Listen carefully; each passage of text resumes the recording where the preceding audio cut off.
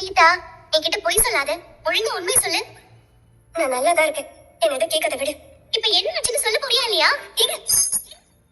உங்களுக்கு உடையட்டுமே. என்ன இப்போ எங்க அம்மாவே போயிட்டாங்க.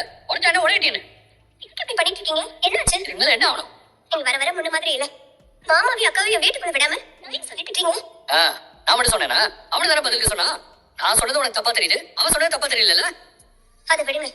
மாமா தான் ஆக்சிடென்ட் பண்ண சொன்னார்னு அவரையே சம்மந்தப்படுத்தி பேசுவீங்க. சீதா, என்ன பேசிட்டு இருக்க? என் அம்மா இறந்துட்டாங்க. உனக்கு அந்த கவலை கொஞ்சம் கூட இல்லாம என் அம்மா கொண்டு உனக்கு சப்போர்ட் பண்ணி பேசிட்டு இருக்க? அத்தை இருந்த கவலை எனக்கும் இருக்குங்க. அவங்கள அத்தையா மட்டும் பார்க்கல, ஒரு அம்மாவா பார்த்தேன். ஆனா நான் கேட்டதுக்கு பதில் சொல்லாம இப்படி சம்மந்தம் இல்லாம பேசுறது தப்பா இருக்கு. ஏய், எனக்கு எது சரி எது தப்பு நீ சொல்லி கொடுக்க வேண்டாம். என் அம்மா இறந்ததுக்கு செல்வம் தான் காரணம். அவன் மாமனோட க்ளோஸ் ஃப்ரெண்டு. அவன் சொல்லிதான் இவன் இதெல்லாம் பண்ணிருக்கான். உங்களை கேட்டு பைத்தியமா பிடிச்சிருக்கு. ஆல்ரெடி பைத்தியம் சொன்னேன், புரியுது. உனக்கு உன் மாமா மேல பைத்தியம் அதிகமாயிடுச்சு. அங்க அப்படி பேசிட்டு இருக்க. போதும் நிறுத்துங்க. அவர் மேல இருக்க கோவத்துல சம்மந்தம் இல்லாம உங்க அம்மா சொல்றீங்க. ஏன் அப்படி சொல்றீங்கன்னு கேட்டு என்ன நினைக்கிறீங்க? அப்ப நீங்க பைத்தியக்காரர். நான் இப்ப எதுவுமே சமைக்கல. குழம்பும் சரியில்லை, மனசும் சரியில்லை. இதனால என்னால சமைக்க முடியல.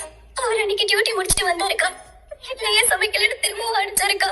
என்னடி இந்த மனுஷன் இப்படி இருக்காரு? என்கிட்ட இருக்கிற கோவத்தை உன்கிட்ட வந்து காட்டுவாரா? ஏன் புருஷனாவது பரவாயில்ல, எப்பவாவது பிடிப்பாரு, என்கிட்ட ஏதாவது சண்டை போடுவாரு, அவ்வளவுதான். இந்த மாதிரி எல்லாம் அவர் என்னைக்கும் அடிச்சதில்ல. ஆனா அவர் படிச்சவரு, நல்ல வேலையில இருக்கிறவரு, இப்படி பொண்டாட்டி அடிக்கவே இவர் போலீஸ் வேலை பாக்குறாரா? இவ்வளவு நாள் ஒழுங்காதான் இருந்தாரு. நான் உனக்கும் மாமாக்கும் சப்போர்ட் பண்ணி பேசினது. உனக்கும் அக்காவும் மாமா வந்து முக்கியமானு கேட்டாரு. அதுல இருந்தது அவருக்கு கோவம் அதிகமாச்சு. அதுக்கு தைரியம் இருந்தா எங்ககிட்ட வந்து பேச வேண்டியதானே? எப்படி அவர் மேல இருக்கிற மரியாதை அவரே கெடுத்துட்டாரு. இது மட்டும் மாமாக்கு தெரிஞ்சது. அக்கா வேணாக்கா, இந்த விஷயத்த மாமா கிட்ட சொல்லிடாது.